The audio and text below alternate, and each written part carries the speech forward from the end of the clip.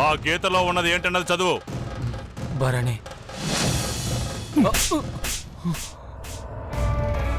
బయటికి పోరా. మామాది. నర్మయ్, ఇంకొకసారి నన్ను మామ అని పిలిచావంటే నిన్ను ఇక్కడే చంపేస్తాను. ఈ చేత్తో నిన్ను పెంచాలని కూడా చూడను.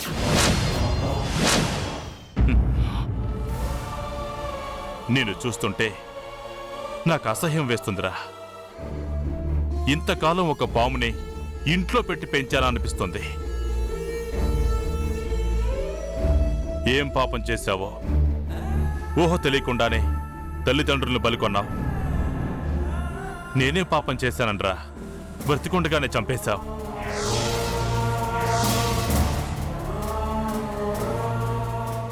మిమ్మల్నే నా బిడ్డలనుకుని బతుకుతున్నానరా.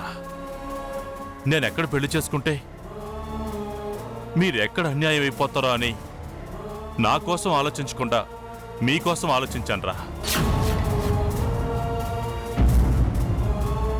అదే నేను చేసిన తప్ప.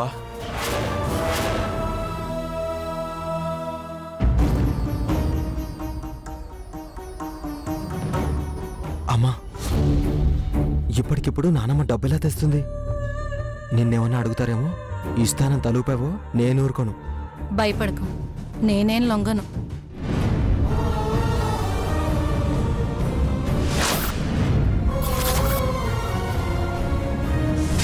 నమ్మకంగా ఉంటూ వెన్నుపోటు పొడిచావు కదరా. అదేదో పడుకున్నప్పుడు ఒక కత్తి తెచ్చి నా గుండెల్లో దించుంటే ఇదంతా చూసే బాధ నాకు తప్పుండేది. నీ మనసులో దురుద్దేశం పెట్టుకుని ఆ అబ్బాయిని చెడు చేయాలని చూస్తున్నావే, ఇన్ని తెలివితేటలు నీకు ఎక్కడి నుంచి వచ్చాయరా? ముందు నుంచే ఉన్నాయా? ఉండే ఉంటాయిలే. మిమ్మల్ని గుడ్డిగా నమ్మాను కదా, గ్రహించలేదురా. ఇద్దరూ బాగానే తయారయ్యారు. చేతల్లో ఒకరినొకరు మించిపోయారు.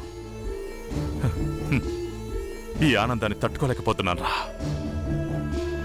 చెప్పుతో కొట్టుకోకుండానే మొహం వాచిపోయేలా నాకు బాగా బుద్ధి చెప్పారు.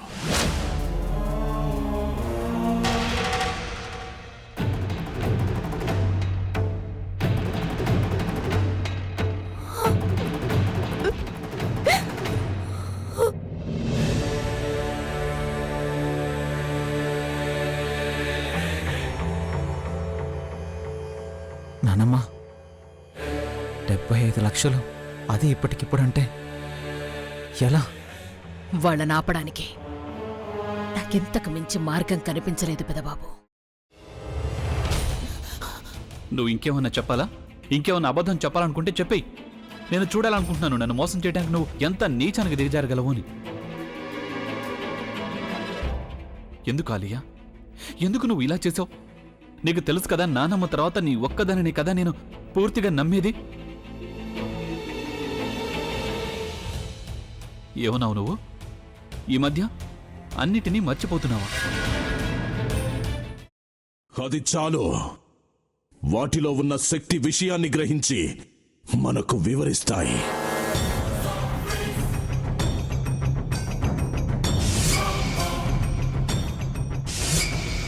ఎవరు ఆ దండ విప్పొద్దు, గది తలుపులు తెరవద్దు.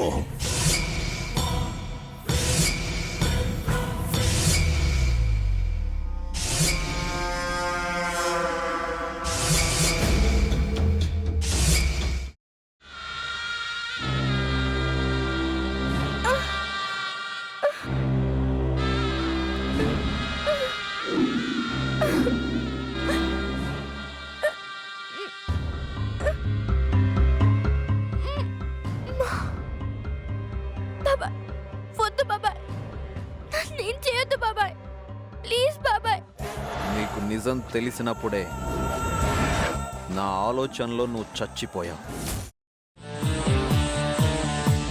అబ్బా ప్లీజ్ కొంచెం తినండి ప్లీజ్. భీమారావు గారు, మీరా? ఇగో మీరా కాదు సక్కుబాయ్. అవును, మీ పనామే లేచిపోయిందని చెప్పి కంప్లైంట్ ఇచ్చినావు కదా. రేయ్, ఆయన కంప్లైంట్ ఇచ్చింది లేచిపోయిందని కాదు, కనిపించడం లేదు అని. అట్లానా? సరే మేడం. ఇడియట్. ఆ వంట మనిషి పేరేంటన్నారు? రత్తాలు మేడం. ఏం పెద్ద మంచి, నీ వంట మంచిని కూడా మేడం అని పిలుస్తావా? రే హాఫ్ బ్రెయిన్